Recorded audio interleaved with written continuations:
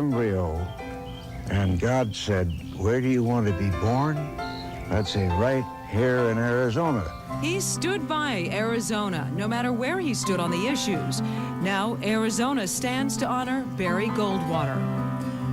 You fly over this state, you drive over this state, and look at the people. These are the Americans that count. Today, politics and ideologies are set aside to say farewell to a favorite son, a fallen son. Barry Goldwater remembered.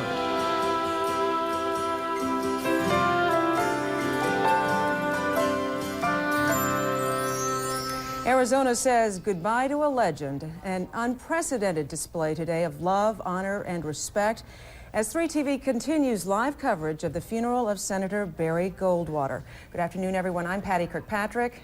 And good afternoon, everyone. I'm Liz Habib. The public funeral at ASU's Gammage Auditorium is set to begin at 1 o'clock this afternoon. And many public dignitaries will be there in what promises to be a moving tribute to Arizona's favorite son. The funeral cortege is moving on its way down Jefferson Street, on its way to ASU right now. And our Bruce Hafner is in News Chopper 3 watching this. Bruce? Liz, we are watching the motorcade with a hearse leading and some motorcycle officers, and they're heading south on Central, believe it or not. And you know, Central's one way south of Roosevelt here, so they have the street blocked off so they can head south with this motorcade. Now they're going to make a turn back to the west. Here goes the motorcycles turning west just below the Westward Hotel, and I believe they'll probably turn south again over on what is that, 1st or 2nd Avenue, and head downtown. Now word had it that possibly the motorcade was going to pass by Barry Goldwater's original home down at 710 I believe North Central, and that is possibly where the motorcade is coming. You may know better than me, Liz. Yeah, Bruce, it's real interesting that this motorcade is proceeding so close to where Barry Goldwater was born January 1st, 1909, at a time when Arizona was still a territory, and the city limits of Phoenix were just a few blocks north of this area. Yeah, and you know, I'm sure he had great stories for everybody growing up here, and you can imagine, I believe when I moved out here, people used to tell me the stories that Indian School was the northernmost boundary. Obviously, Barry could probably talk about maybe even Roosevelt, where he just left from, being one of the northernmost boundaries.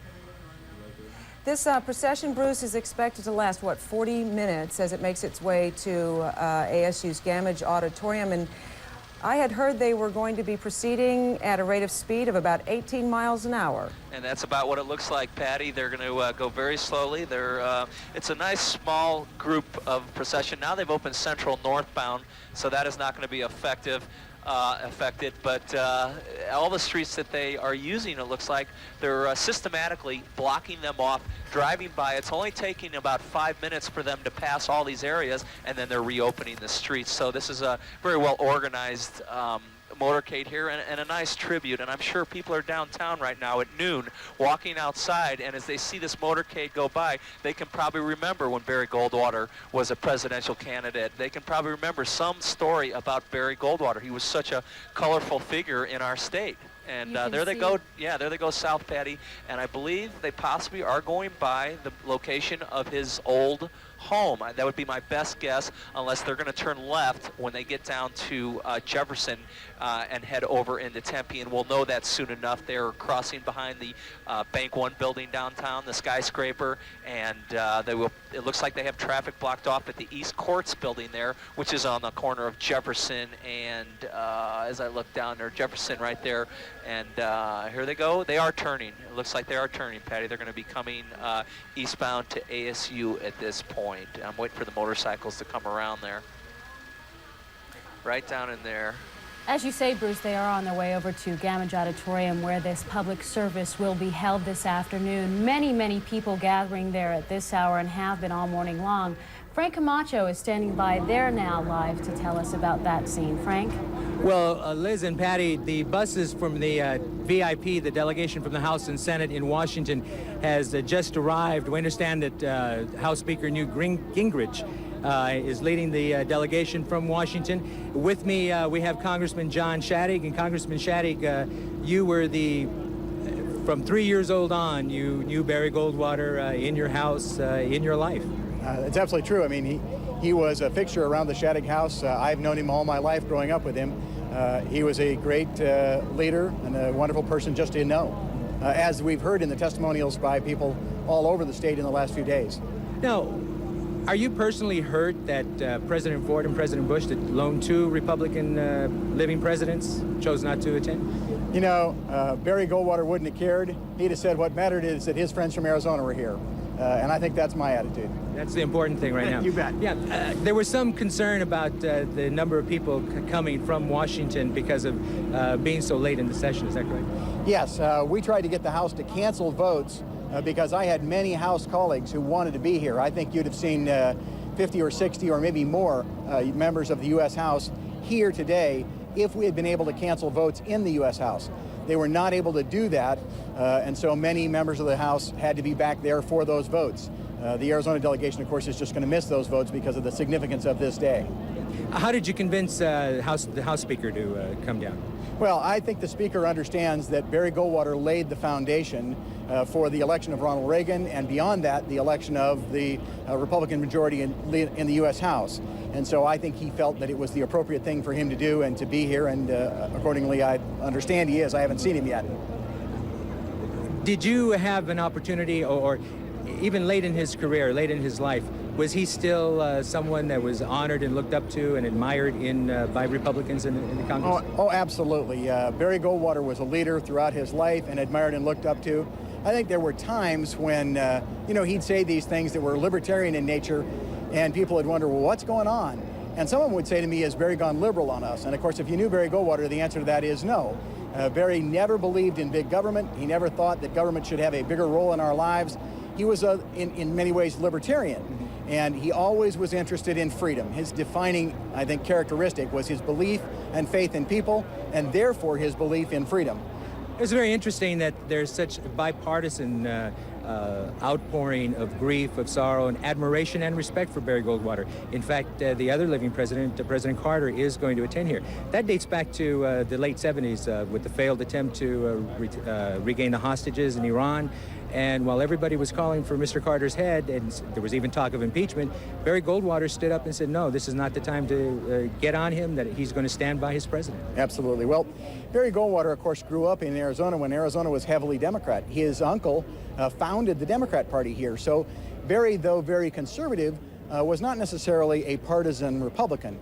He had more Republican friends than Democrat friends, but he had a faith in people, and he thought you ought to let them do their jobs. And I think that's the sentiment you see in the bipartisan support and respect that he's been shown. I thought the turnout yesterday at Trinity Cathedral, many Native Americans who went by, I was very impressed with that, but it's apropos of what you would expect for Barry Goldwater. Congressman John Shattuck, thank you very much for joining us. You bet. And as we mentioned, the buses carrying the delegation from the House and the Senate has arrived here at Grady Gammage Auditorium, and we're anticipating that the family should be here in about 20 minutes, 20 to 25 minutes. Thank you for that, Frank. We want to check the progress now of the motorcade down to Gammage Auditorium. It is at this point just passing Rank 1 Ballpark, and they're on Jefferson, which turns into Washington. They will eventually, as we understand it, head south on Mill Avenue. We have with us Jana Boomersbach, who has been around a long time and seen everyone come and go, and has a lot of insights into the man, Barry Goldwater. Jana, what strikes you at this point about the people gathering and about the show that this has become? You know, I'm watching this motorcade go down these streets, and I'm thinking about how Barry Goldwater owned these streets for so many years. I mean, his presence here, if you haven't lived in Arizona a long time, it's hard to even imagine how anyone can be as powerful and as influential as this man was over the politics of this state for the last 30-some years. His word was gospel. His word ruled the day. In fact, so strongly that, if you remember, he once endorsed a Democrat for the United States House, and the Democrat won over the Republican. So he swayed people of all persuasions. But I'm watching this motorcade now with a heavy heart, of course, as everyone else is, thinking about how these streets he knew so well, and and how he deserved the position he had for so long. Have you ever seen anything like this in Arizona? I never have. I never have either. I've never seen any kind of outpouring like this. Of course, there's few people that would ever rise to this stature. I mean, this is a man who took Arizona, a little kind of backwater state in the 60s, and made it a nationally prominent state. This man was the standard bearer for the Republican Party for the presidency of the United States, and although he lost badly, he brought great fame to Arizona and great notoriety to Arizona, and it was the start of Arizona having any kind of political muscle at all. So he had quite a range. Thanks, Jana. Jana will, of course, be with us this afternoon as we continue to cover this. Mike Watkiss is standing outside Gammage Auditorium, sort of across the street, where people are coming into the service, and where we also stand there, understand there is supposed to be a group of Arizona school children waving American flags as the funeral cortege comes into the area. Mike? That is indeed the case, Liz. We just saw a busload of school children pass by us. We assume that they will be assembled along the sidewalk into the final approach along Gammage Parkway leading into Gammage Auditorium. You know, I've always thought that headline writers at newspapers say it best and say it most simply. Today's Tribune saying goodbye to Mr. Arizona. Lots of people having that in their heart today, assembling here at Gammage to pay their last respects to a man so widely respected throughout this state. We're seeing the massive media. You can see all the satellites behind me, people starting to assemble, getting ready for the funeral. Mike, what about the general public? Have you seen very many people coming in, finding places to park to go to the funeral? Absolutely. There are people lining up and down Mill Avenue. We just spoke to a charming woman who brought her 4 small children down to be witnesses. They're having a little McDonald's lunch picnic on the sidewalk. Lots of people, a real cross-section of humanity here to pay their final respects. Thank you for that, Mike. Very, very nice pictures, live pictures being brought to us by News Chopper 3 as we follow the progress of the funeral procession to Grady Gammage Auditorium. Bruce, at some point you will not be able to follow this procession, is that correct? It depends on the air traffic coming out of Sky Harbor when we need to cross from the north side of the airport to the south in Tempe there, and the tower has briefed us, all the pilots, and told us that if we cannot get across because of the air traffic, we'll be moving out to the east and heading south and then back into town in Tempe at Rural Road near Broadway, and that'll be the closest we will be able to get to the procession. At that point, a group of 4 F-16s will be flying over in a tribute to Barry Goldwater. And as Patty, if I might, I mean, this is quite an honor for me to be flying over this, just to, you know, as a memory, in memory of Barry Goldwater, what a great man he was. But at one point, a pilot, Jerry Foster, and I flew Barry Goldwater up to Lake Powell. We were flying him up to Lake Powell for a dinner where he was going to be the guest of honor, and we had gotten an airplane out of Sky Harbor, a twin-engine airplane. We were starting to fly up, and the weather became rather bad. It was very windy, and it was pretty tough. And Barry, this was about 3 years ago. We turned around, looked at Barry in the back, and Jerry said back to Barry, he says, "Hey Barry, you know, the weather is pretty bad. Obviously, you can tell by the buffeting of the aircraft, and do you want to continue on?" And Barry sat back there for a minute. You know, I mean, he was a decorated pilot. He yells up front, he goes, "Ah! Turn around. Let's go back." So many stories. Yeah, so, you know, that's what I remember about Barry, in addition to some of the incredible aviation photography he had at his home. Most of it of him in front of all the aircraft that he had flown. So once again, for me to even be able to be up here showing this is quite an honor for us in News Chopper 3. And those are a couple of, you know, good stories I remember about Barry Goldwater. We understand now, Bruce, that procession, it's a short procession of cars. It looks like about 10 cars and policemen on motorcycles there is almost to Sky Harbor Airport. But you can see just behind it, the backup of cars going very slowly. Well, just a little group of cars there following behind. Exactly, and that's Jefferson that has been opened up eastbound here. And right now, the motorcade is going under the Squaw Peak Freeway. We're just hovering just north of the airport here. And they have, I would say, about 7-8 miles to go here. We're continuing to watch the funeral cortege as it makes its way to ASU's Gammage Auditorium. The funeral service is set to begin at 1 p.m. Tower TV3, I'm sorry, I missed that. And before the service begins, the coffin of Senator Goldwater will be carried into Gammage Auditorium, and there are many things scheduled outside of the auditorium, including a flyover in the Missing Man formation, of course full military honors for the senator. As we go to this public service tonight, this is a live shot outside of Gammage Auditorium this afternoon. Very solemn occasion there, as you see. A short while ago, Liz, dignitaries from, well, a plane arrived from Washington carrying many U.S. senators. I had heard 30 U.S. senators arriving here. Also, Bruce Babbitt is coming as President Clinton's representative. Of course, Jon Kyl and John McCain, Arizona's U.S. senators. There you see John McCain disembarking, and he looks to be on the telephone. And quite a contingent, quite a showing of love and respect for this great Arizonan. We also have a soundbite from President Clinton from last Friday, which is when Barry Goldwater passed away. And here's what he had to say. He was truly an American original. I never knew anybody quite like him.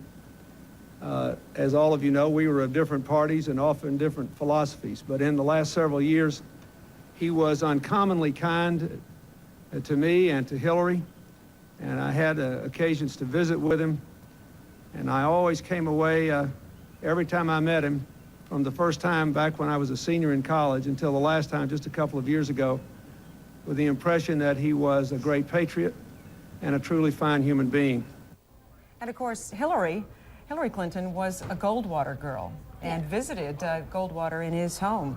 And was it just a few days ago, Saturday or Sunday, the letter in the paper from Hillary Clinton addressing her sadness that Barry Goldwater has passed on.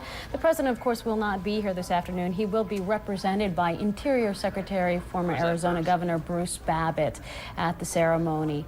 Bruce, the funeral procession is making its way along. We're told about 18 miles an hour, so it's just a nice, steady pace. Yeah, they are right at about 28th Street as they make their way eastbound down Washington. I count 1, 2, 3, 4, 5, 6, 7, 8, 9, 10 automobiles in this motorcade, including the hearse, and then numerous motorcycles. And coming this way, they are moving ahead, some motorcycles, to block the intersections ahead of this motorcade to allow it to go by smoothly.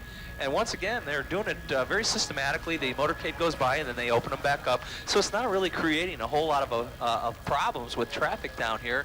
And I'm sure those people who are stuck in the traffic that know about that this is Barry Goldwater's procession, I'm sure are fairly proud to be witnessing this.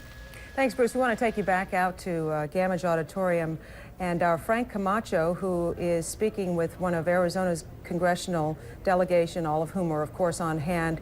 And you have with you Representative Jim Colby? Representative Jim Colby, right from Tucson. And Representative Colby, if you can comment on an article that you wrote last Saturday that really, I think, said a lot about who Barry Goldwater was. Well, in the retrospective piece that I did for the newspaper up here, I just tried to point out a few of the things that he had meant to me personally. He gave me my start in politics. When I was 15 years of age, he appointed me as his page in the United States Senate. So any of the values that I have, and I hope that I carry some integrity with me in Congress, I think really a lot of that comes from Barry Goldwater. He was a mentor, he was a teacher, he meant a great deal to me personally. But he also meant a lot to people all over this country, all over this state. He was one who cared about people. He cared about the Native Americans, he cared about poor people. He was one who believed in the individual worth of each person. And I think that's what made Barry Goldwater such a very special person. And I tried to point that out in my column. And now you want to have the opportunity to say goodbye to him. I want to say goodbye to him here today, as I think Americans all over this country would like to be here today to say goodbye to him. Congressman Jim Colby, thank you very much for being with us. As you see the procession continuing, making its way to Grady Gammage Auditorium, the list of dignitaries that have arrived here is growing. Governor Jane Hull is here. Former Governor Fife Symington arrived just a few minutes ago with his wife Ann, and also Senator John McCain, whom we saw getting off the plane a few minutes ago at Sky Harbor Airport, has also arrived, and Senator McCain is joining us now. Senator McCain, welcome to hot Arizona. What is Barry Goldwater?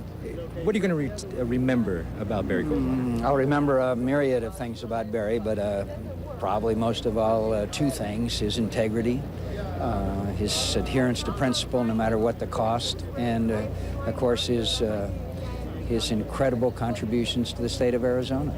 I came here in midlife. Barry Goldwater was here before we were a state, and his contributions have been remarkable.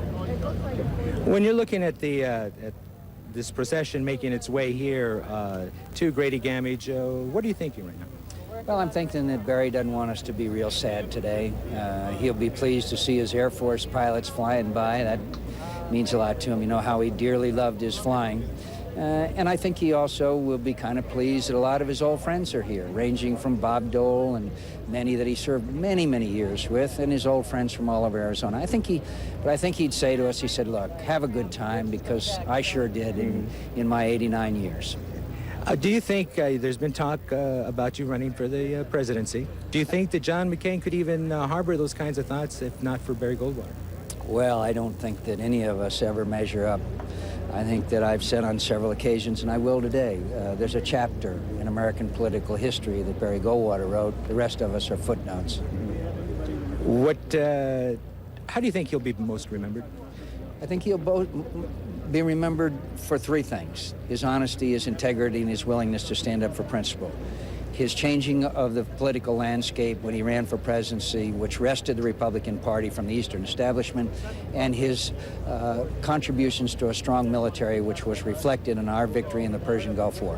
When on the trip over here, what was the mood as people were they telling a lot of talk of Barry Goldwater, the stories and whatnot? A lot of stories. People like Bob Dole and Democrats like Fritz Hollings and others who have served with him for 30 years, that knew him. A lot of reminiscences, a lot of stories that I'd never heard. So it was very enjoyable. Bet you he would have wanted to be there.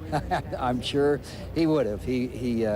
But I think he was paying attention, and I think he's happy about this day. And his family, I think, is happy. And of course, his wife took very good care of Barry. And so we're pleased at the occasion, and we're proud as Arizonans that we produced such a wonderful son. Senator John McCain, thank you very much. It's a very important day for Arizona as we pay our respects to, as everyone has called him, Mr. Arizona. And there you see a shot from Bruce Hafner, News Chopper 3, just how close that motorcade is to getting to Gammage Auditorium. Bruce?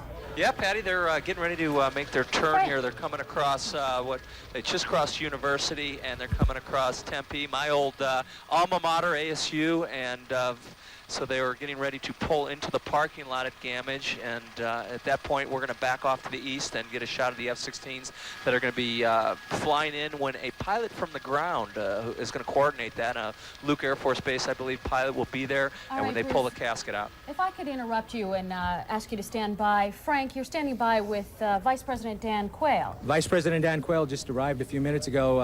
Mr. Quayle, how does it, your feelings that are going through your mind right now? Barry Goldwater was such a giant. Though we will not have him around to get advice, his legacy of conservatism will live on and on. He was a real inspiration to me. I grew up in Phoenix, Arizona. I started my political career, if you will, when I was 11 years old, passing out Goldwater campaign literature at the Arizona State Fairgrounds in 1958. Wow. My mother was a precinct committee woman. She was a Goldwaterite, had the AU H2O button on. And in the summertime, I can well remember for 2 or 3 hours in the hot sun passing out Goldwater literature.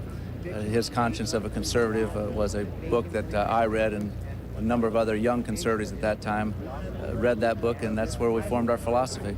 Okay. Vice President Dan Quayle, we understand that the casket is about to arrive. Thank you very much for taking time out to join us. Thank you. The casket is arriving, making the turn, and it should be here in just a few minutes. Everyone, as you might expect, is trying to hurry about and get inside and to allow the ceremonies to begin. There you see the Air Force Honor Guard in a salute as the hearse makes its way around. And it should be coming up in just a few minutes. We can see the hearse from our vantage point. And Patty and Liz, the formal ceremony, final ceremony, the final goodbye for Arizona Senator Barry Goldwater should begin in just a few moments. The Fort Huachuca band will be playing outside as we watch some of the ceremonies before the casket is actually taken inside, Frank. And at about, just a few minutes, there should be a flyover by a four-man formation, F-16s flying over, and then one of them departs from the flyover. And there you see the hearse door being opened and the honor guard, U.S. Air Force honor guard, approaching to remove the casket. Probably ought to talk a little bit about the pallbearers. Barry Goldwater's grandsons are the pallbearers. I'll give you their names as you see them come around. Barry Goldwater III, Michael Goldwater Jr. will be there. The three Holts, Richard Holt, John David Holt, and Darren Holt, and Ty Ross. There are also honorary pallbearers, including some people we're not real familiar with, but friends of the family. Jim Donahue, also Paul Fannin, that's a name we all recognize, former governor, also served with Barry Goldwater in the U.S. Senate. Denison Kitchell and Jana, tell us if these are any names you recognize. Denison Kitchell, reportedly a family friend. Right. Richard Kleindienst. He's the former United States Attorney General, U.S. Attorney General, and he was a very instrumental politician in Mr. Bick Goldwater's life. He convinced him of several positions early on in his career in the Senate, and now I think is retired back here in Arizona. John Rhodes, of course, from the United States House, who served with Mr. Goldwater so distinguishedly.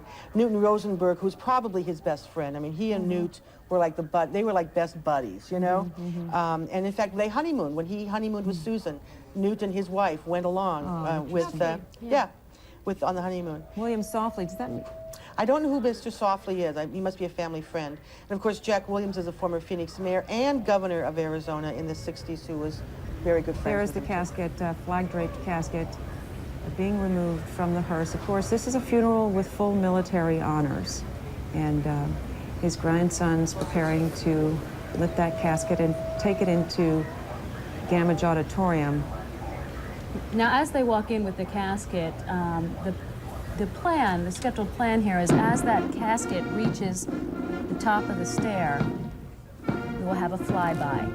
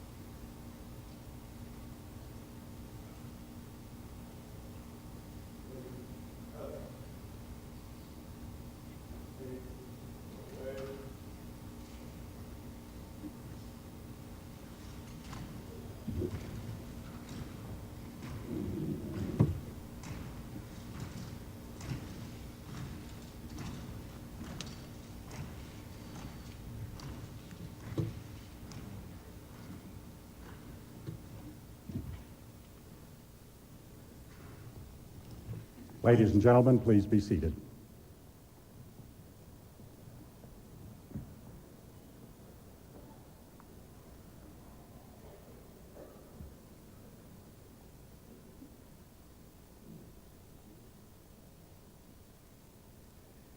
In the name of the Father, and of the Son, and of the Holy Spirit, amen. On behalf of the family, we welcome you as we come together to celebrate and to give thanks for Barry's life with us here on earth and his new life with the Lord in heaven. Several years ago, at a reception following the funeral for one of his friends, Barry came up to me and said, as only he could say it, "Father Carl, I want you to know that the Episcopal Church always did a damned good funeral."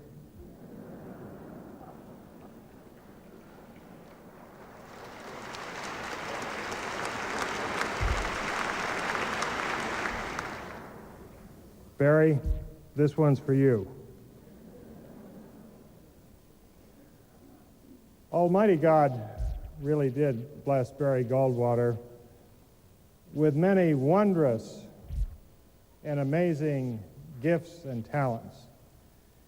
And I can think of no more fitting way to begin this tribute to him than with the song Amazing Grace, as it will be sung by Renee Morgan Brooks.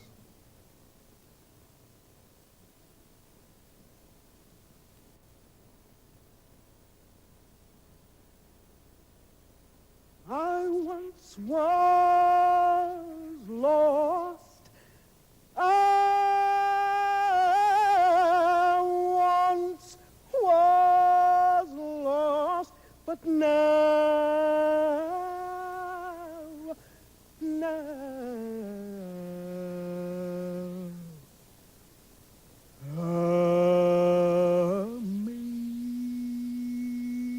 amazing grace, how sweet the sound that saved a wretch like me. I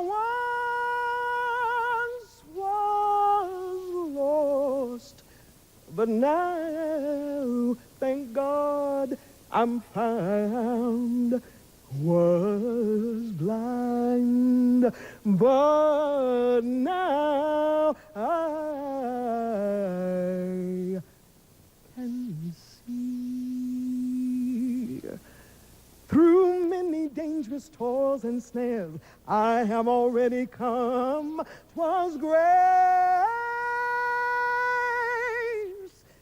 that brought me safe thus far, and grace will lead me on. Oh, when we've been here 10,000 years, shining brightly as that sun, how precious will that same grace appear as when we first begun. Grace, amazing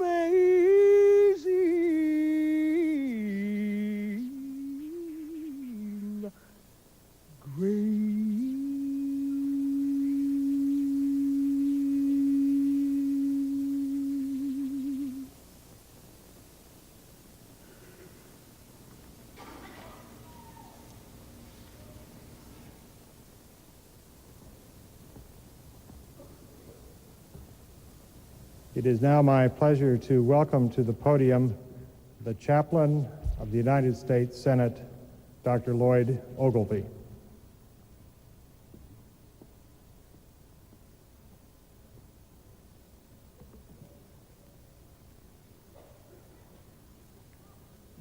It is very significant that the one compliment that Barry Goldwater remembered and appreciated most was from a policeman. And he said, "Senator, every time I see you, I feel proud to be an American." I think all of us would echo that. William Penn said of George Fox, "He was an original and no man's copy." We'd say that of Barry. E.E. Cummings said, "To be yourself in a world that is trying night and day to make you somebody else is the hardest battle you'll ever fight, and never stop fighting." Barry fought that fight all through his life, and thank God he won. He will be remembered as a man who had the strength and courage of his convictions. Not everyone always agreed with him, and yet they all respected his forthrightness and his consistency. In a time that gives unworthy credence to what might be called chameleon complicity, the senator was a powerful example of a benchmark leader who dared to define issues and to hold firm his beliefs with a kind of what you see is what you get kind of clarity. He gave a bold definition to the conscience of conservatism. It was the set of his sail and not the gale of the turbulent waters through which he passed that determined the direction of his life. And we're all thankful for that. History will always ponder his profound statement, "Extremism in defense of liberty is no vice, and moderation in pursuit of justice is no virtue." The visual image that's set in the mind of history is of that firm jaw that was set as firmly as his clear convictions, never to be compromised. When the senator was asked about his life, he said, "I've worked hard for Arizona and for my country, and I hope as a result of my life, it's a better state and a better country." And we'd all respond, "Yes, and thank you." And we'd say something else. Death came as no conqueror in the end. Barry rose to meet another friend. Death is not an ending, but a transition in the midst of living. And he's now set free. And we thank God for his life, for his impact on history. And we join together in an affirmation of our Judeo-Christian heritage in repeating a psalm that ends with an affirmation of goodness and mercy that were so much a part of his life. "The Lord is my shepherd, I shall not want. He makes me to lie down in green pastures. He leads me beside still waters. He restores my soul. He leads me in the paths of righteousness for his name's sake. And yea, though I walk through the valley of the shadow of death, I will fear no evil, for you are with me. Your rod and your staff, they comfort me. You prepare a table before me in the presence of my enemies. You anoint my head with oil. My cup runs over. Surely goodness and mercy shall follow me all of the days of my life, and I shall dwell in the house of the Lord forever. Let us pray. O Almighty God, sovereign of this great nation, Lord of our lives, in every period of this nation's history, you have called great leaders. We thank you for the dynamic life and leadership of Barry Goldwater. He exemplified the best of the American dream. Born in Territorio, Arizona, grandson of an immigrant merchant, son of industrious, hard-working parents who taught him to care for his community. A distinguished service record in World War II, a successful business career, and then an outstanding life of service in government with 30 years in the United States Senate.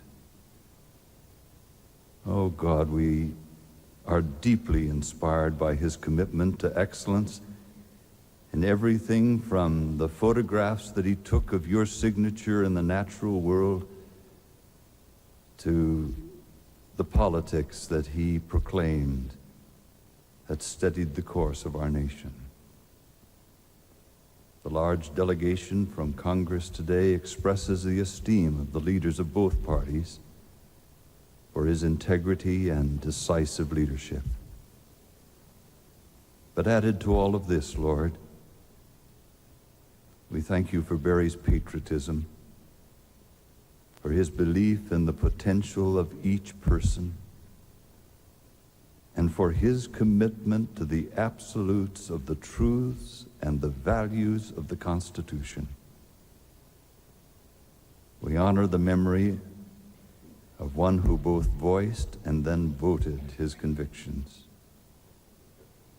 And now, Father, we commend Barry Goldwater into your eternal peace.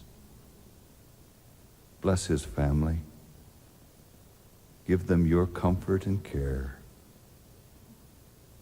In the name of our Lord, amen.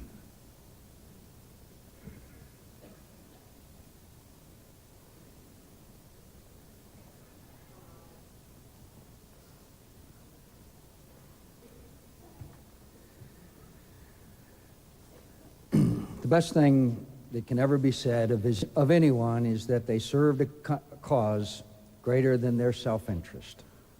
All the well-earned testimonials and accolades to Barry Goldwater that have filled the nation's newspapers and airwaves since his death can be summed up in that one tribute. He served a cause greater than his self-interest. Barry Goldwater put his country and our founding ideals before himself, and we never had a better champion. He believed we all have a duty to the country, a concept that once was as common to our political lexicon as soundbite and spin control are today. And he performed his duty magnificently, tirelessly, forcefully, effectively, and with a style as honest and wide open as the state he loved so dearly. American politics is awash in pledges today, pledges to cut taxes, to soak the rich, to create wealth, to redistribute wealth, to end welfare, to feed the hungry, clothe the naked and shelter the homeless, to fight for the middle class, the working class, the underclass, and the entrepreneurial class. Barry Goldwater served America, all of America, a country conceived in liberty, a country that let you pledge any damn thing you wanted as long as it didn't cost someone else their liberty. He served freedom, a cause greater than but not encompassing his self-interest, and to that cause he pledged, as a famous group of East Coast radicals once pledged, his life, his fortune, and his sacred honor. He once wrote that he was better equipped to be a military officer than a politician. There's no greater service to this country than the defense of its freedom. But he was mistaken about that. He was a superb military officer, but he was also an extraordinarily gifted politician.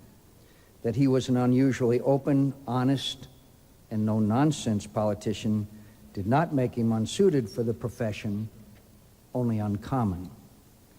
In uniform and in politics, Barry's purpose was always the defense of freedom, and nobody before or since managed the task more ably or more colorfully than Barry Goldwater.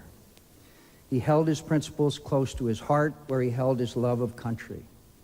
He lived his public and his private life according to the dictates of his principles, and woe to the miscreant who ran afoul of them, whether it be a communist superpower or a colleague who trimmed his sails according to the passing whims of public opinion. Barry always rushed to defend his ground, whether the ground he defended was in fashion at the time or not. He defended freedom in all its manifestations because he appreciated what freedom conferred on America. The distinction of being the last best hope of humanity, the haven and advocate for all who believed in the God-given dignity of the human being. He loved America because freedom is her honor. And as a young man and an old one, he took risks for his country's honor. He never shrank from the call of his conscience, from the call of duty. He gave honorable service in wartime and never mustered out in peacetime, serving many long years in his beloved Air Force. In politics, a profession he loved despite his frequent frank assessments of its less admirable practitioners, he risked his career to give the country a choice, not an echo. No one knew better than Barry that he was unlikely to win the presidency in 1964. But he felt the Republican Party in the country needed some straight talk about old values, and he figured he was the man to give it to them the loudest. So he did, knowing the slings and arrows he would suffer, but confident that his course was honorable. And he ended that campaign as he ended his political career 22 years later, his personal integrity unblemished, his honor unassailable. I think it's appropriate to mention that the wife of Barry's late partner in that legendary '64 campaign, Bill Miller, is here. Mrs. Miller, we thank you for being here. Barry's outspoken defense of liberty at home was equaled by the care he took in protecting our security abroad. Perhaps his most lasting legislative achievement in a Senate career, notable for many achievements, was the Goldwater-Nichols Defense Reorganization Act. Only Barry had the statute and resolve to undertake the systematic reform of the military. And as we observed in the splendid performance of our military in the Persian Gulf War, notably free of the chain of command and service rivalry problems of the past, and saw the extraordinary effectiveness of their weapons, from the Patriot missile to the M1 tank, we witnessed the great contribution that Barry Goldwater made to our defense. It is no exaggeration to say that today's armed forces, which have people in the world, are the armed forces Barry Goldwater created. As I've observed on several occasions, I am both blessed and burdened to have succeeded Barry Goldwater to the United States Senate. I am blessed by the honor of it, but burdened by the certain knowledge that long after I have left public office, Americans will still celebrate the contributions Barry Goldwater made to their well-being, while I and my successors will enjoy much less notable reputations. I came to Arizona in midlife. Barry was here before Arizona was a state. He was her favorite son and always will be, because the people of this blessed place knew, as sure as they knew anything, that Barry Goldwater was one of them. He once broke down in an interview while describing his deep affection for Arizona. He said, "Arizona is 113,400 square miles of heaven that God cut out." He said as he fought back tears, "I love it so much." Barry Goldwater will always be the senator from Arizona, the one history recalls with appreciation and delight. In all the histories of American politics, he will remain a chapter unto himself. The rest of us will have to make do as footnotes.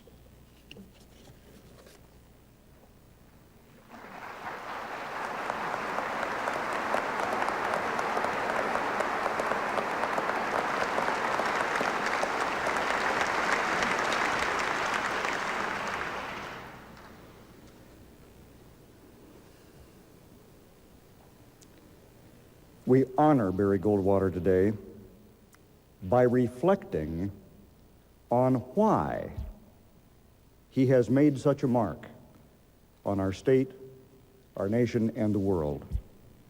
All of us probably remember the first time that we met Barry. In my case, it was in May of 1961 when I was a student at the University of Arizona.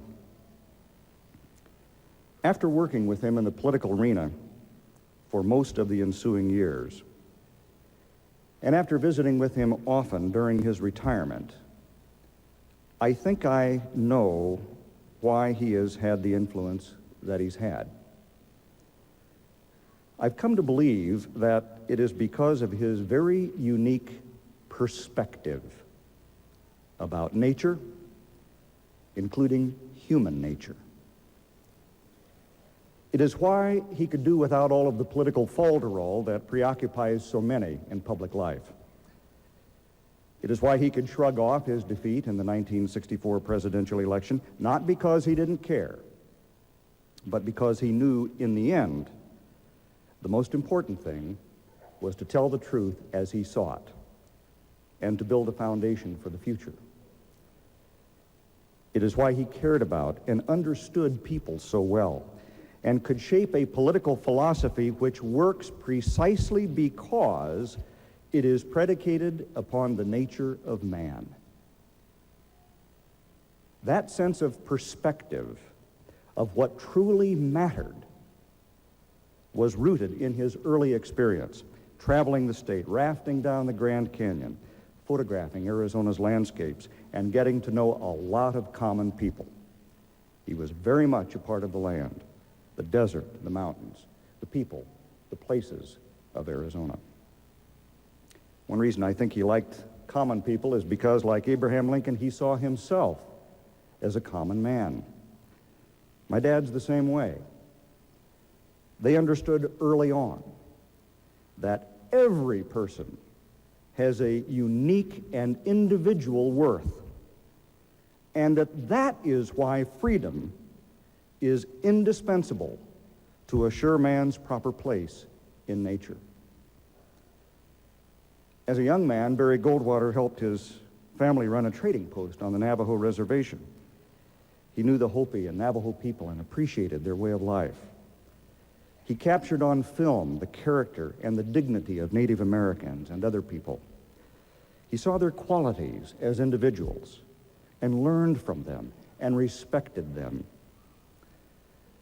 Others wanted to remake human nature. Barry Goldwater appreciated it as it is.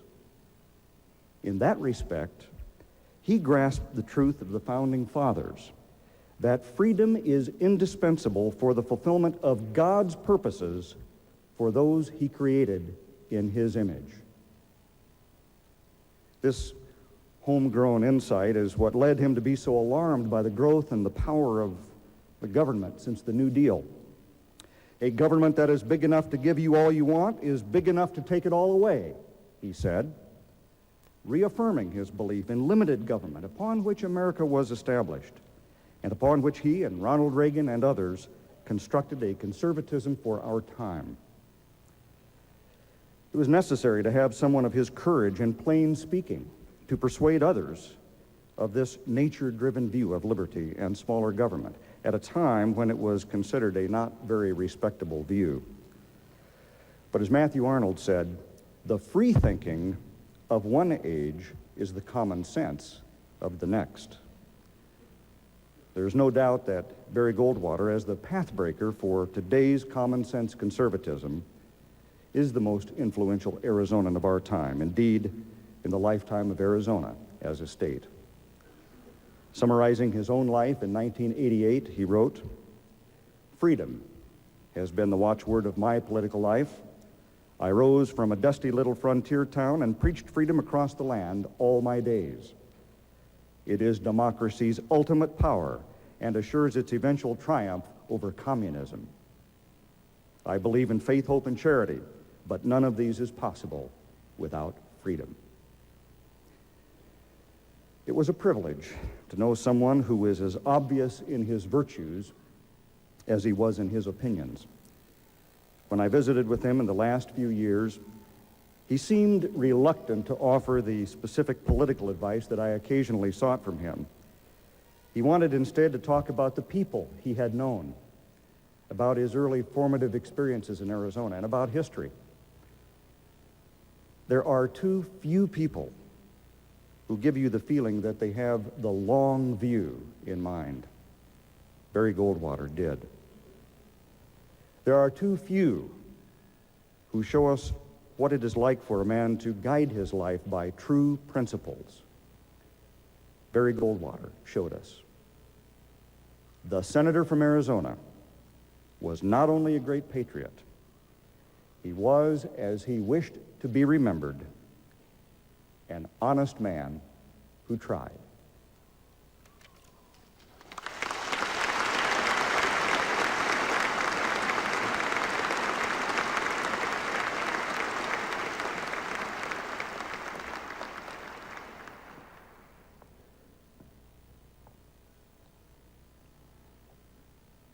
I think that if you were to go anywhere in this country, virtually anywhere in the world, you would discover that there are two Arizonans who are literally known throughout this planet. One is Geronimo, and the other is Barry Goldwater.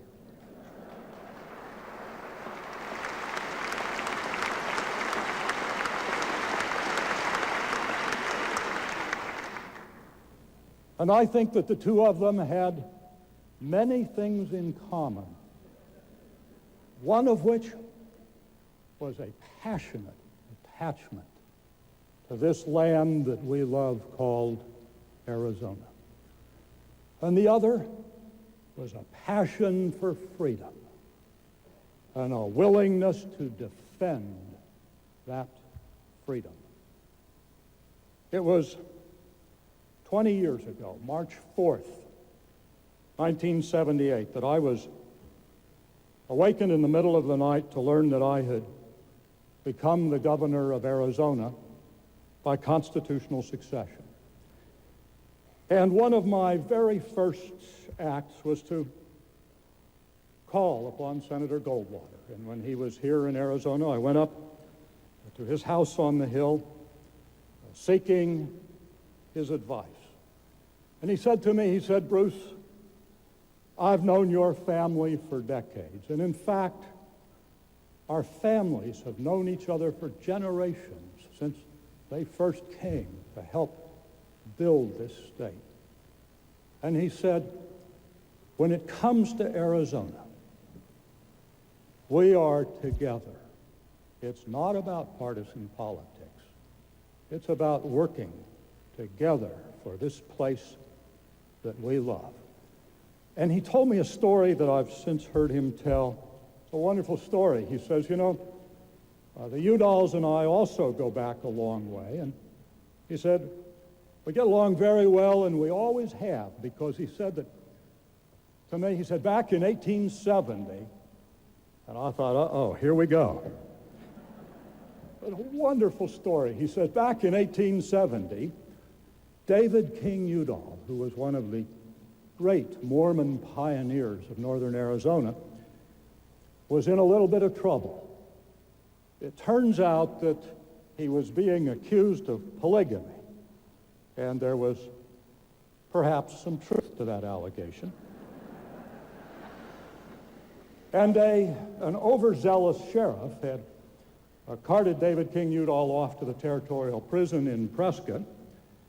And Barry said to me, and my Uncle Morris, indignant about that treatment, promptly went down to the territorial jail and made his bond and sent him back to St. John's. Well, he told that story, of course, to make a point about working together for Arizona. And as we were walking out the door, he said to me, he said, Bruce, you call them the way you see them and do what you think is best for this state, and I'll always back you up. Well, he really was always available, but I must tell you, there were two exceptions. The first one I learned the hard way. A couple of years later, and I, on an impulse, fired the editor of Arizona Highways.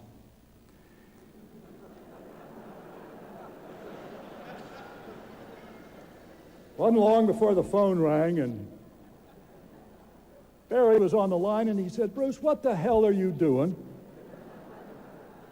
messing around with my magazine?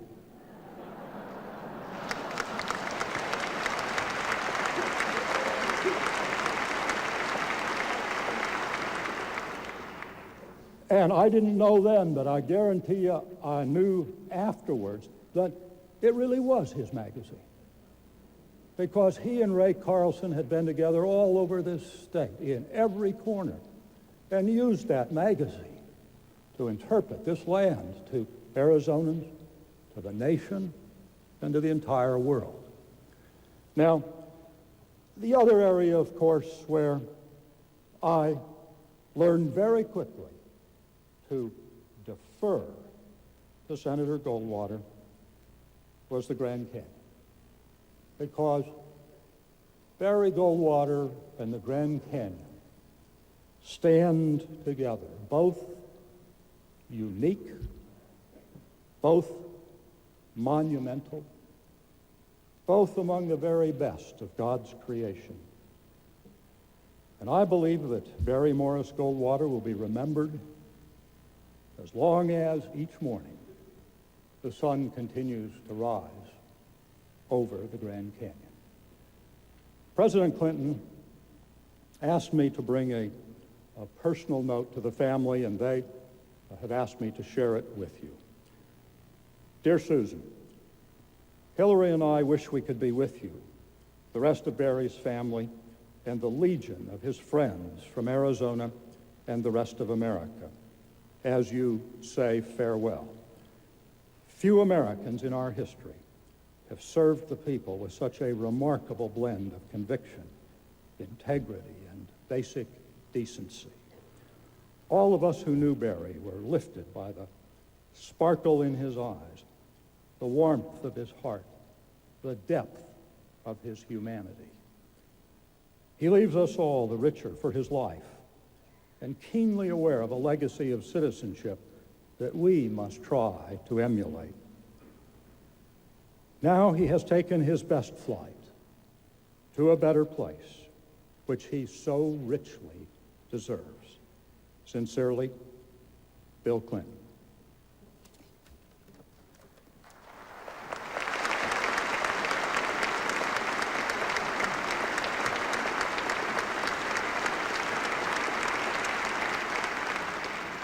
Won't you stand now and join us in singing America? The words are printed in your program.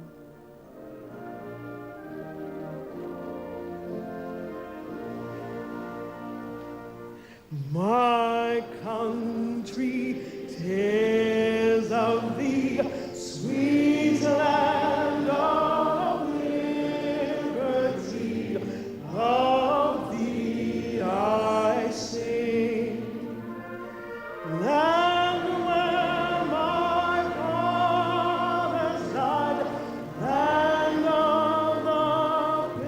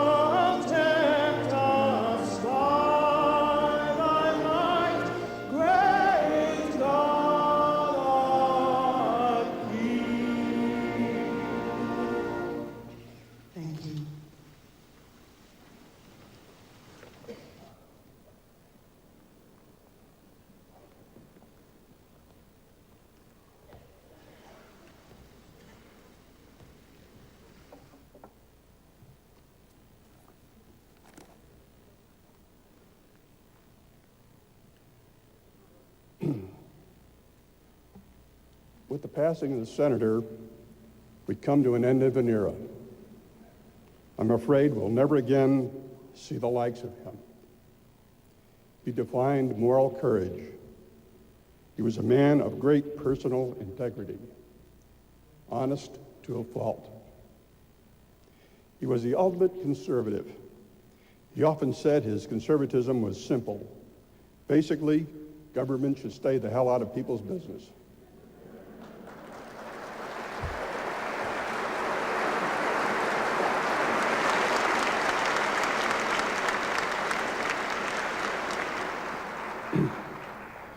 In our talks during the last years, he wondered out loud how the word conservative has changed from his basic ideas of 3 or 4 decades ago. Conservatism to him was a belief in smaller government, free trade, fiscal responsibility, a strong national defense, and above all, the rights of an individual free from government meddling. His run for the presidency in 1964 was more than just an election. It invigorated the conservative revolution. We lost that battle in 1964, but we eventually won the war. Milt Friedman, the noted economist, made an observation while speaking here at ASU about 10 years ago that by standing on the shoulders of a giant like Goldwater, a person may see further than the giant himself. After '64, many conservatives were able to stand on Goldwater's shoulder and achieve their dreams. The senator's run for the presidency directed a generation of young idealists who believed in what he stood for to become politically active. Many of these youngsters are now the leaders of our country. He gave that generation of his followers the moral guidance and a sense of political values that have helped shape the country today and will, I hope, continue in the future. He inspired these young individuals to believe that they could make a difference. Senator McCain has mentioned the senator's authorship of the Defense Reorganization Act. The senator also felt strongly about the work of the Taiwan Relations Act. He had a special relationship with the people of Taiwan and knew that they were strong friends of the United States. He would be very pleased today to know that a delegation from Taiwan is here today to show their respect and their friendship.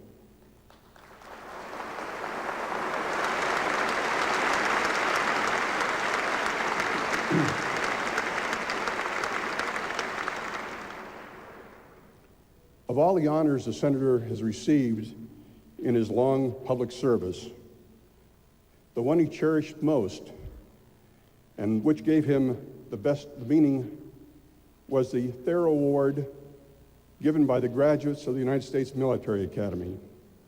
This award is given each year to an outstanding citizen of the United States whose services and accomplishments in the national interest exemplify personal devotion to the ideals expressed in the West Point motto, duty, honor, country. He stood at ramrod attention on the plains of West Point that day in 1987, so very proud. He leaves a commitment to education through the Goldwater Scholarships, which Congress established prior to his leaving the Senate. And most importantly, the Barry Goldwater Chair of American Institutions here at ASU. These tributes to the man will forever challenge new generations of young people in what he believed in and what is great about America. I will always remember his rugged individualism, that great crooked smile of his, the twinkle in his eyes. As I have said to friends before, I have known only one man who has such integrity, so highly respected by his peers, so loved by his family and friends. He really had class. Goldie, you were some kind of guy. Hasta la vista, friend.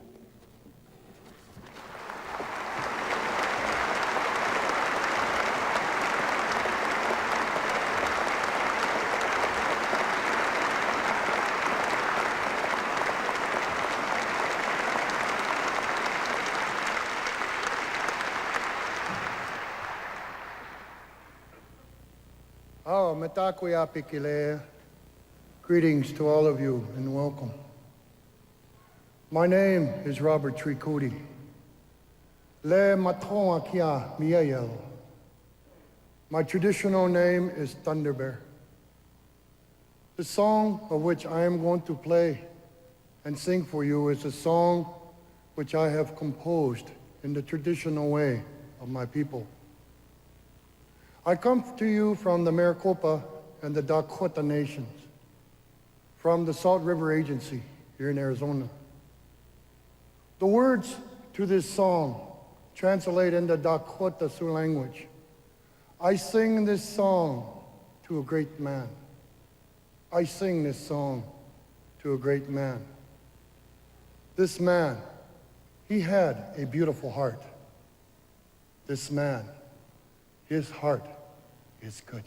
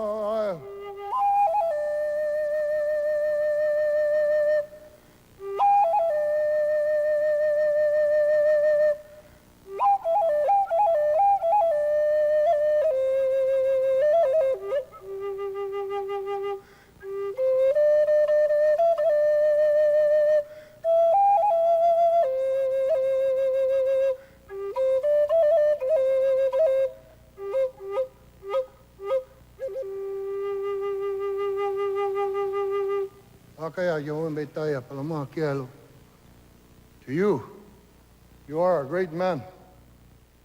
You are with the elders now. You are a chief. My people will never forget you as long as we shall live. I, Thunder Bear, have spoken. Bilamiayalo.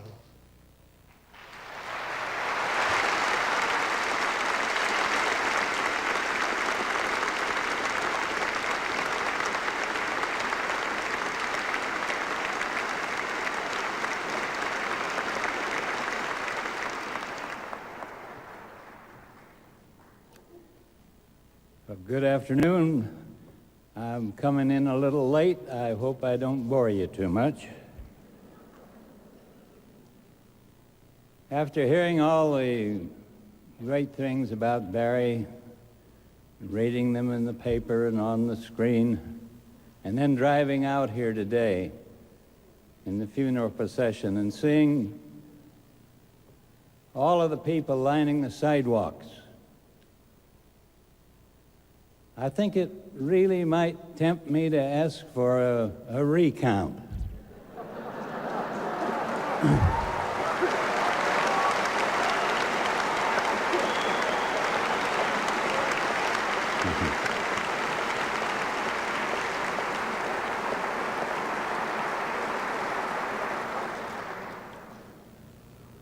Barry accomplished all these things, and I thought it might be interesting to see what goes in to the upbringing of a man that would make him that way right from the start. Naturally, and probably mostly, you have to have a wonderful father and mother, and he had that.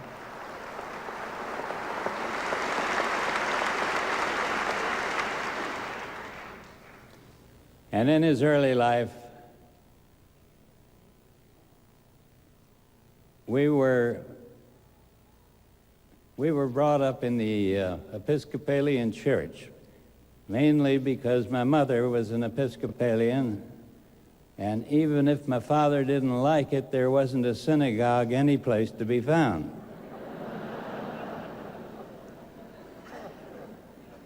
I don't think I believe the rabbi just told me that we didn't have a synagogue until about 1920. But we went to the Episcopalian church.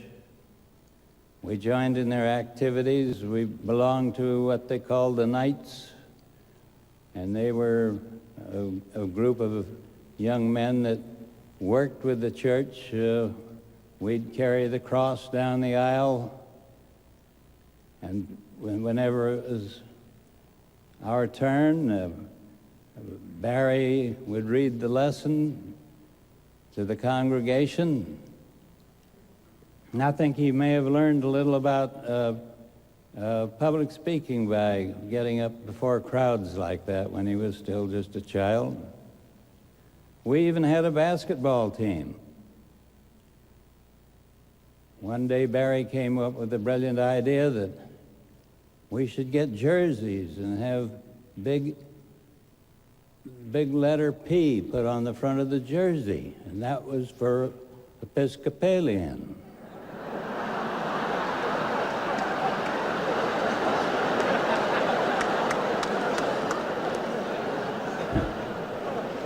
He wasn't a great student, but that made it...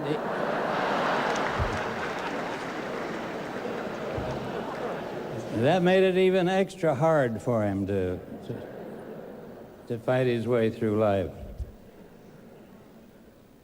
And then, along with the church, Barry went to school. We went to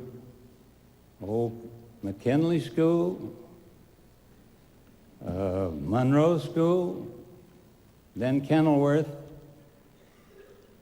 And after a lot of trials and tribulations, Barry graduated into the Phoenix Union High School.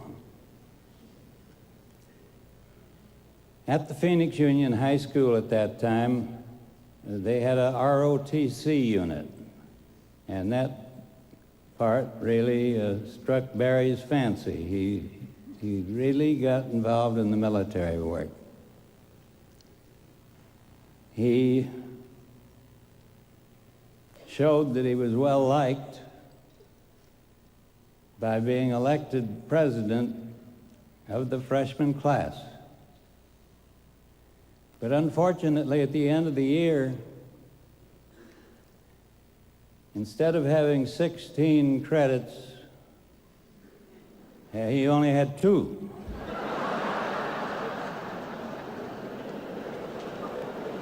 So the dean of men and my father had a little talk. It didn't take long. And Barry was told that he was going to go to the Stanton Military Academy. And he liked that. It didn't bother him a bit. Well, after 4 years at Stanton, Barry graduated with the highest cadet honors. Now, that didn't include grades or anything. but just being a good cadet. And of course, the fact that he dated the commandant's daughter might have had something to do. But Barry was captain of the swimming team. He played center on the football team, and he threw the javelin on the track team. And Stanton was very good for him. When he graduated from Stanton, he went to the University of Arizona, where again, he was president of his freshman class, played football, joined the Sigma Chi fraternity, and was just an all-around good boy. But at the end of his freshman year, unfortunately, our father died. And so Barry figured that he should get out of school and come home and run the business, which he did. And he did a good job of it. Barry was a real good merchant. He had a great taste for things that were pretty, and he could buy dresses for women and sell them. Of course, that's the main thing.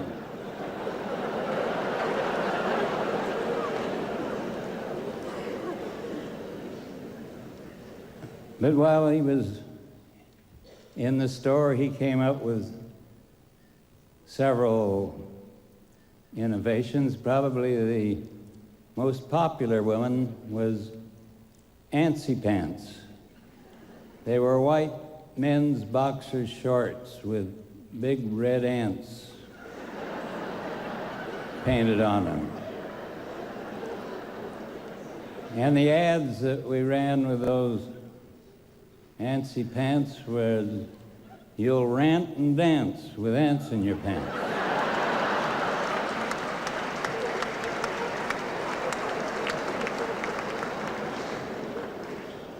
We ran that ad in the New Yorker, and we sold those shorts in every state in the Union.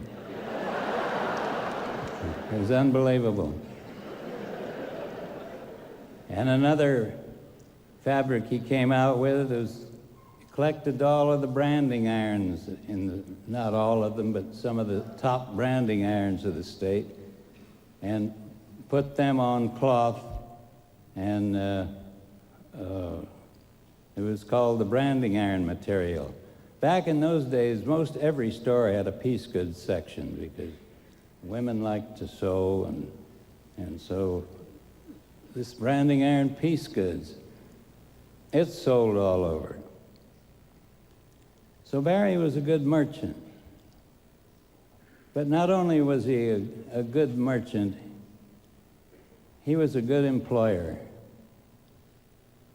The employees loved Barry. I don't believe I ever heard anyone in the store call him Mr. Goldwater. You wouldn't have known who it was. It was always Barry. Sometimes things a little harsher, like the time he caught a mouse and put it in one of those carriers that go up through the pneumatic tubes.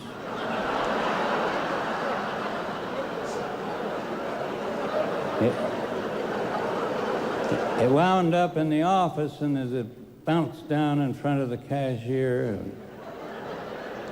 a girl named Clara Maines, it stunned the mouse,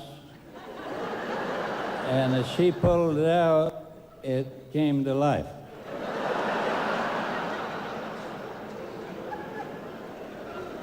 Well, there were a few customers in the store, and Clara had that mouse running down the mezzanine, screaming at Barry and Barry's running through the aisles. Clara's. Yeah.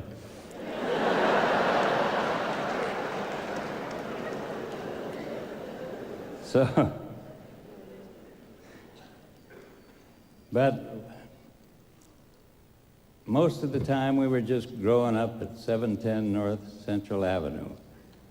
Incidentally, I get to using we. I should also tell you that we have a sister, Carolyn, who did a lot in shaping Barry's life.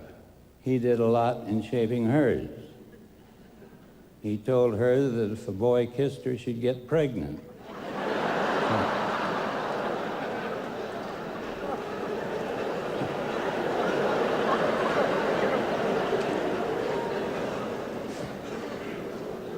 But we had a big vacant lot next to us, and we played baseball, football, all the things that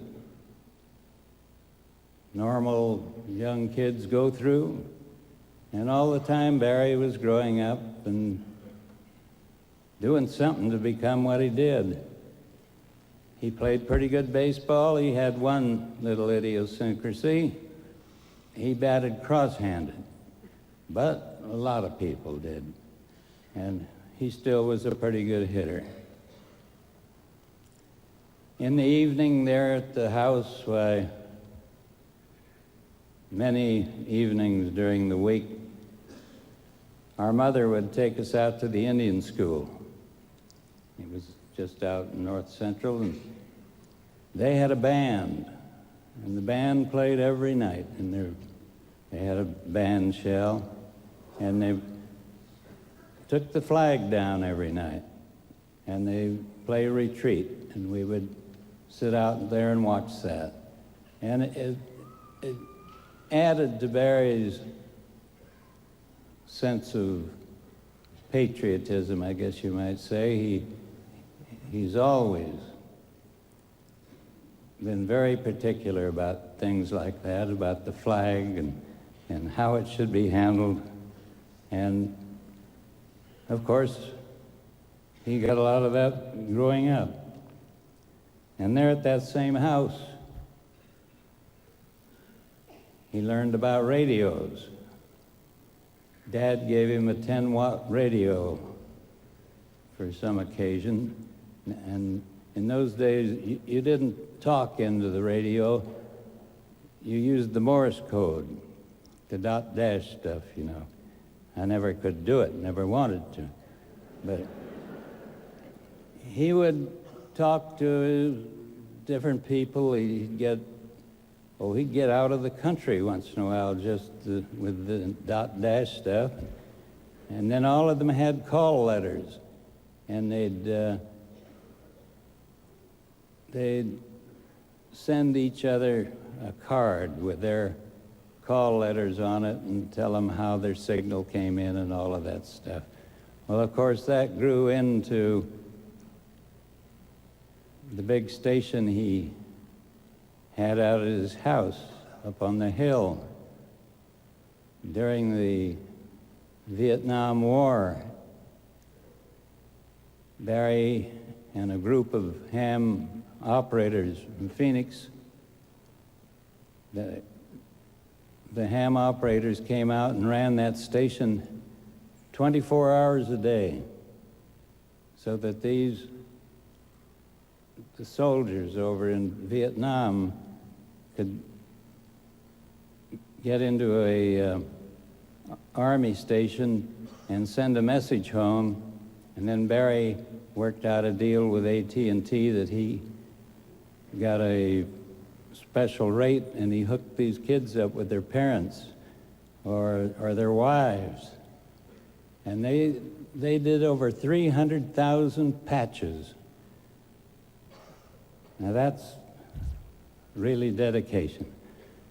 And he, to this day, he had people call him on the ham radio just to want to talk, and they thought it was great. And of course, at that time, too, to go back to the radio, when the first radio station was built in Phoenix, Barry was only 12 years old, but the fellow, I think his name was Nielsen, he came over to the house, got Barry to go down and work with him on building the radio station. There weren't too many people knew anything about that at that time. And you've all seen his photographs, and they were beautiful. Those are things he worked on as he was growing up, and I think it sort of molded his character and got it in pretty good shape. We also had a soda pop stand out in front of the house. We could buy soda pop for 3 cents a bottle, and we just had a couple of wooden boxes out on Center Street. We'd get the ice out of the house for nothing. We didn't pay any rent. Had no electric bill. So we were making 2 cents a bottle. That's pretty good. And we didn't pay any taxes.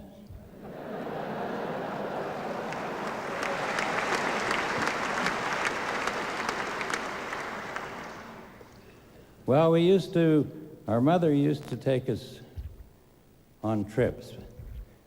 My dad couldn't drive a car, but my mother could. And we'd go up into the Indian country, and we saw things like the snake dance. All of those things helped form Barry's life. That's where he got the love for the Indians, now called the Native Americans. And we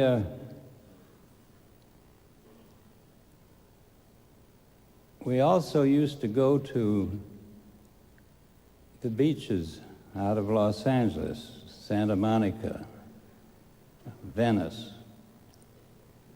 And believe it or not, some trips it would take us 4 days to drive over there. And we'd put the cots on the running boards of the cars and a lot of water. You had to have a lot of water to drive over there. It wasn't just for yourself to drink, it was for the car. The radiators weren't worth a damn. And you couldn't go very far. But all of those things, I think they all helped Barry to become what he was. I remember one day,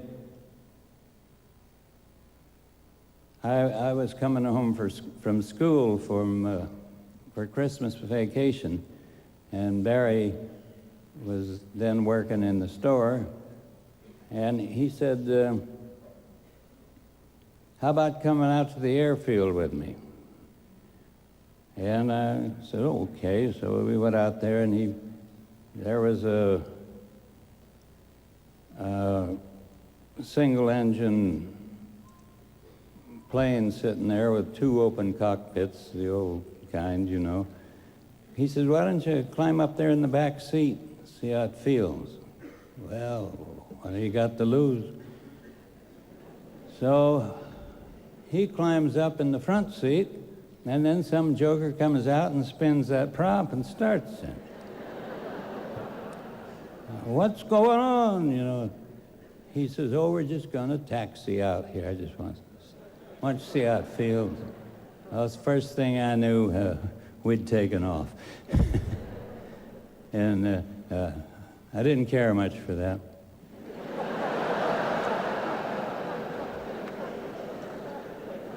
But then when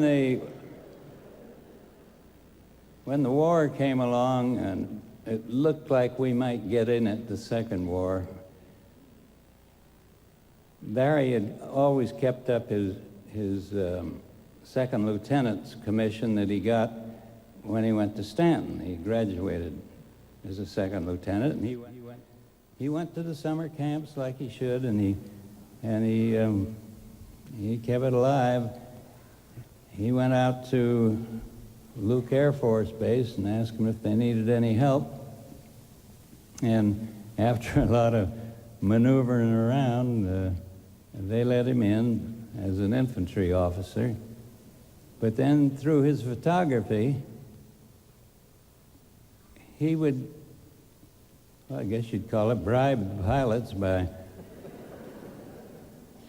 telling them if they'd take him up, give him a little stick time, he'd take their pictures flying, and they could have these pictures to send home.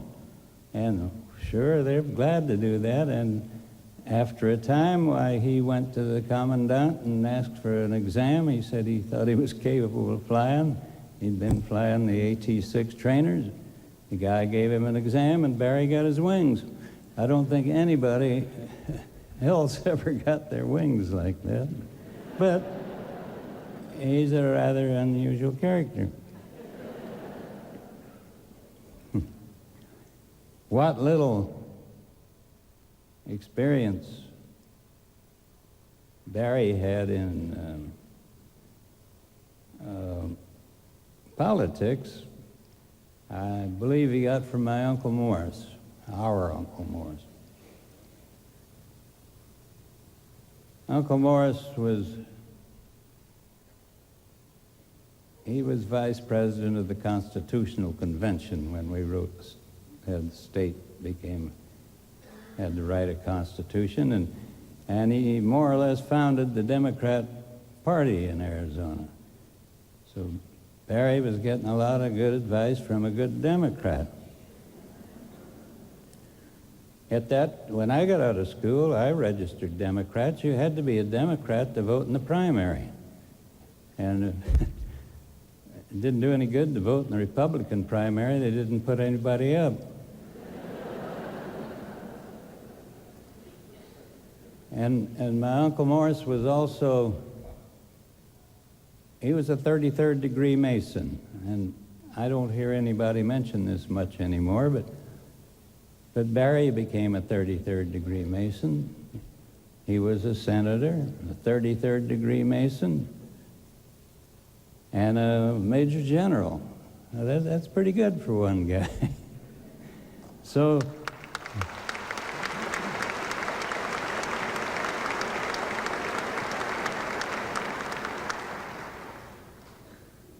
I believe it was Everett Dirksen that nominated Barry for president at the convention in San Francisco, and the way he did it,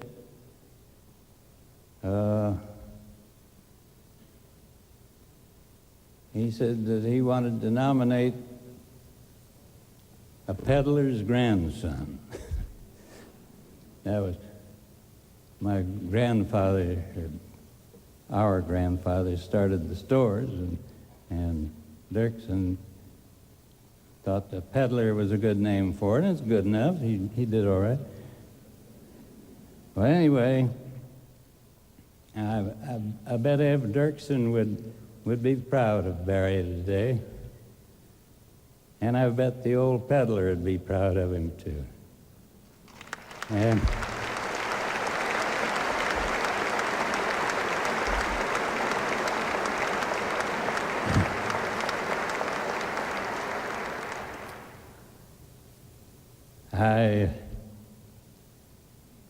I know if he hasn't already, he'll be seeing his father and mother soon, and they'll be proud of him. And Carolyn and I are proud of him. God bless you.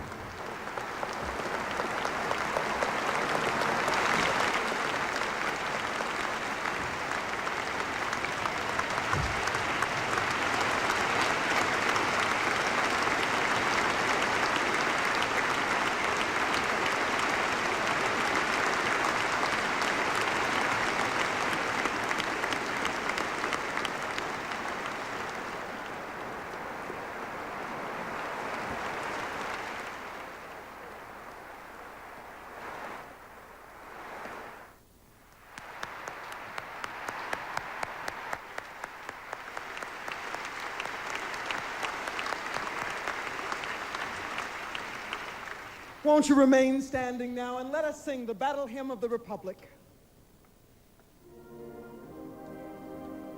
The words are printed in your program. Mine eyes have seen the glory of the coming of the Lord. He is tramping out the vintage where the grapes of wrath are stored. He has loosed his faithful lightning of his terrible swift sword. His truth is marching on. Glory, glory, hallelujah. Glory, glory, hallelujah. Glory, glory, hallelujah. His truth is marching on. He has sounded forth the trumpet that shall never call retreat. He is sifting out the hearts of men before his judgment seat. Oh, be swift, my soul, to answer him. Be jubilant, my feet. Our God is marching on. Glory, glory, hallelujah. Glory, glory, hallelujah. Glory, glory, hallelujah. His truth is marching on. In the beauty of the lilies, Christ was born across the sea. With a glory in his bosom that transfigures you and me. As he died to make men holy, let us live to make men free, while God is marching on. Glory, glory, hallelujah. Glory, glory, hallelujah. Glory, glory, hallelujah. His truth is marching on. You may be seated.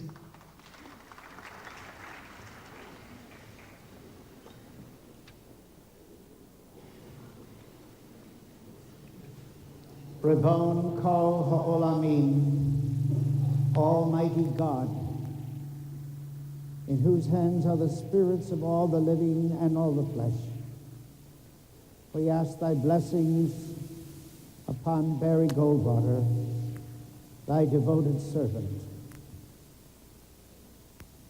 We thank God for his mission to us, for his love for us, for his dedication to us, for all the great things he inspired us. We thank you, God, for giving us this great servant. And we will remember you, Barry, from the going down of the sun until its rising on our red rocks. We will remember you. When we are in trouble and in need of courage, we will remember you. When we are facing a crisis and need strength, we will remember you. When we come to respect each other's faith and ideals, we will remember you. And when we will lift up our hearts to the great ideals you fought for, we will remember you. When we have to face family crisis, we will remember you. And when we will ever keep our hearts strong in terms of all the difficulties we may face, may your courage be with us, and we will remember you. And we will say to you, do not stand at my grave and cry, I am not there. I did not die. I am 1,000 winds that blow. I am the diamond glints on snow. I am the sunlight on ripened grain. I am the birds in circled flight. Do not stand at my grave and cry, I am not there. I did not die. I live in your hearts, I always did. I live in your hearts. I'm always there. From the beginning of your Jewish roots to your passionate dedication to our country and our Constitution, your spirit will march on with us through the ages, and we will be blessed indeed by the great gifts you have given to us, for we will cherish them always in our hearts as we remember you.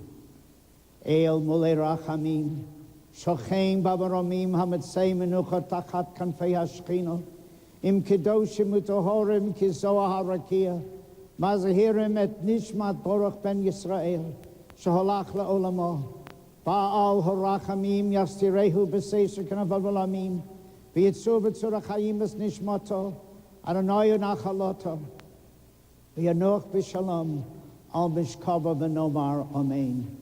O God, full of compassion, thou who dwellest on high, grant perfect peace unto the soul of Barry M. Goldwater, who is gone unto eternity.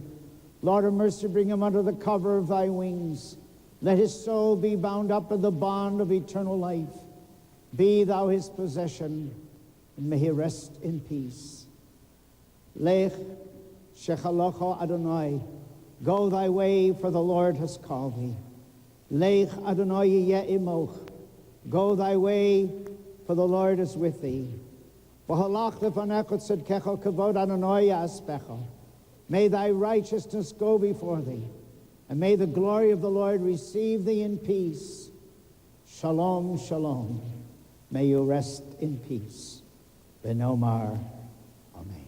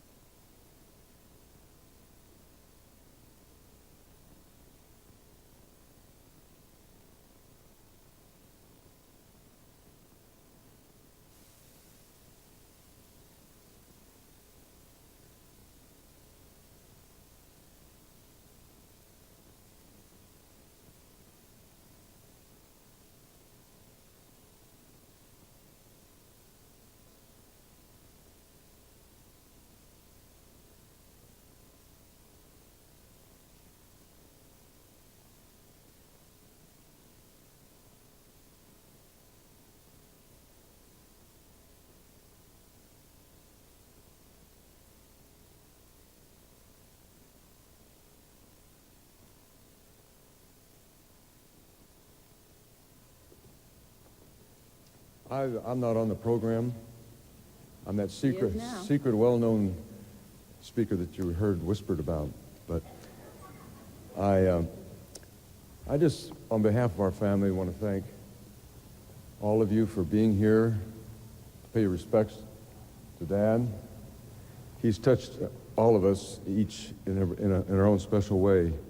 But the family really appreciates you making the long journeys from where you've come.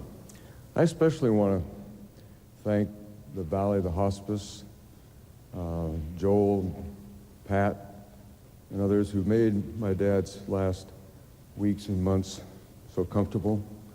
Truly professionals, wonderful, wonderful people. And I especially want to thank Susan. I think my dad was blessed to have her by his side. She is a professional in terms of her knowledge, and she has lots of love for my father. And Susan, thank you so much.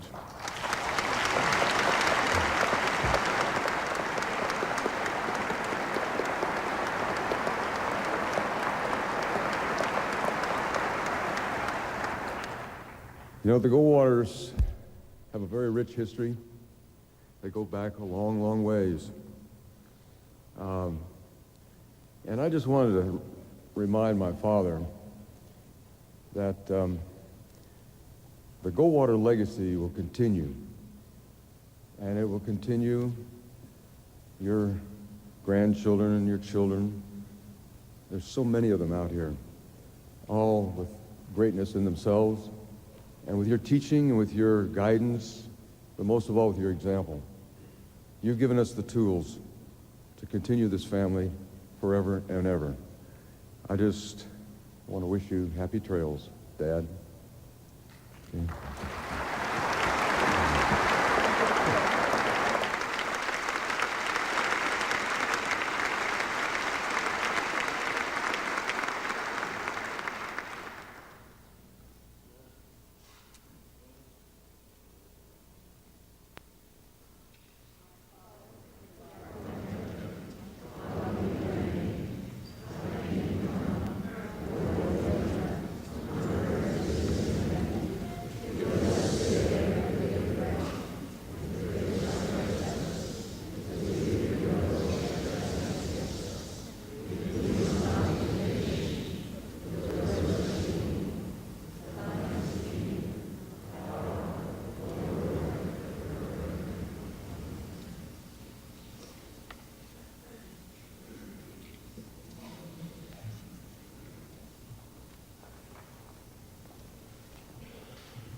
Would you please rise?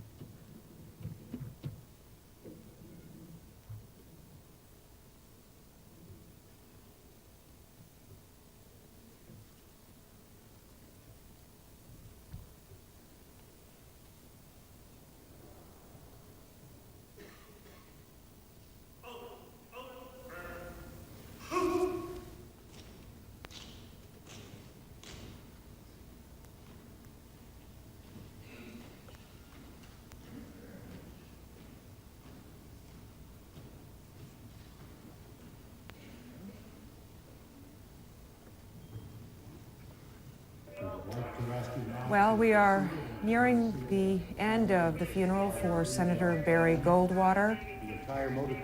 The 21-gun salute still is to take place just outside, and his casket is being taken there for that.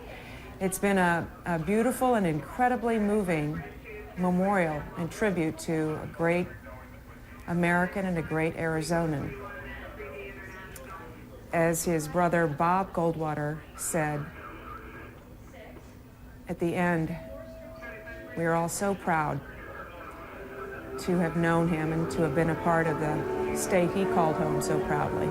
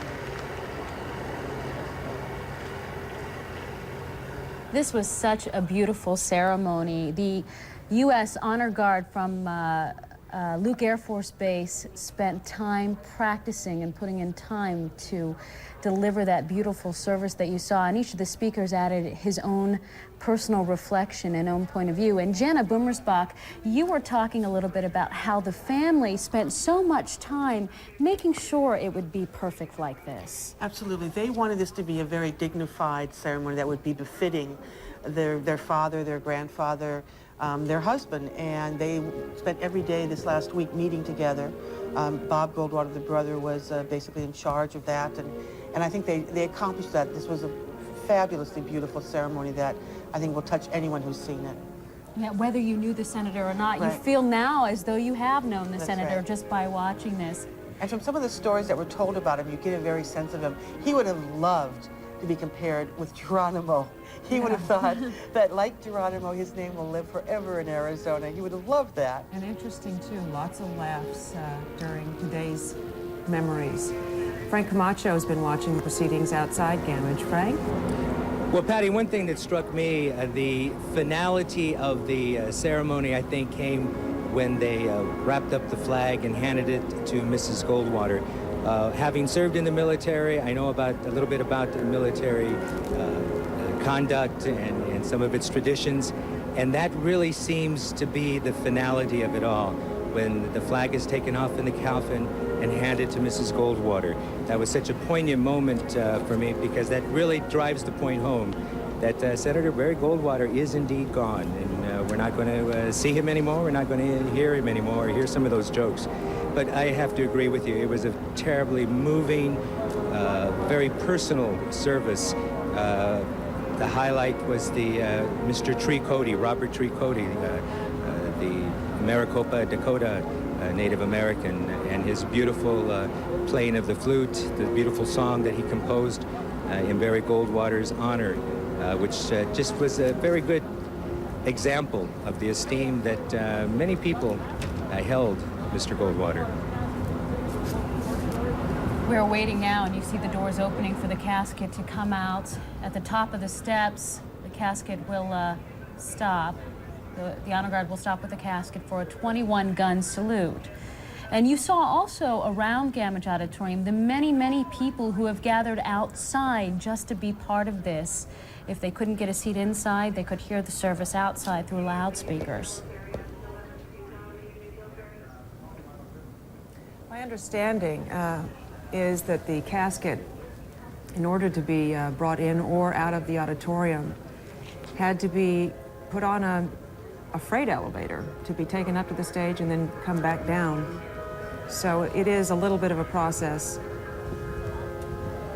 You can see right inside the doors there, the casket, Right. if you look right through the glass there. Frank, are there very many people standing around outside with you?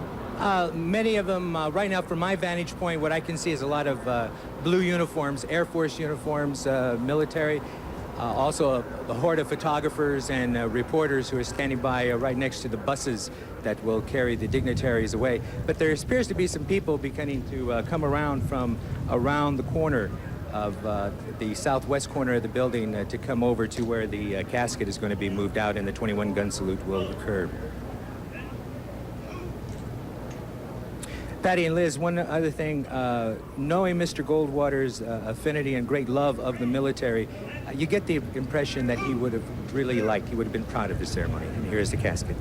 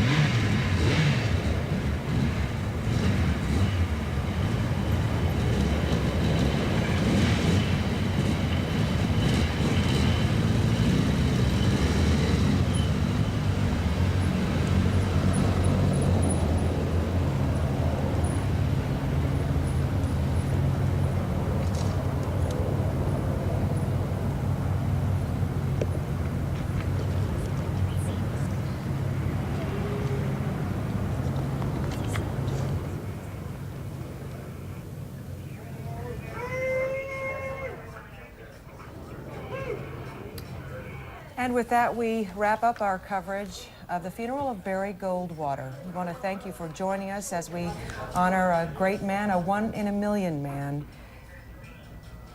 As we take you out of this very touching ceremony back to regular programming, we would like to leave you with a reflection on the moments of the man they call Mr. Arizona, Senator Barry Goldwater.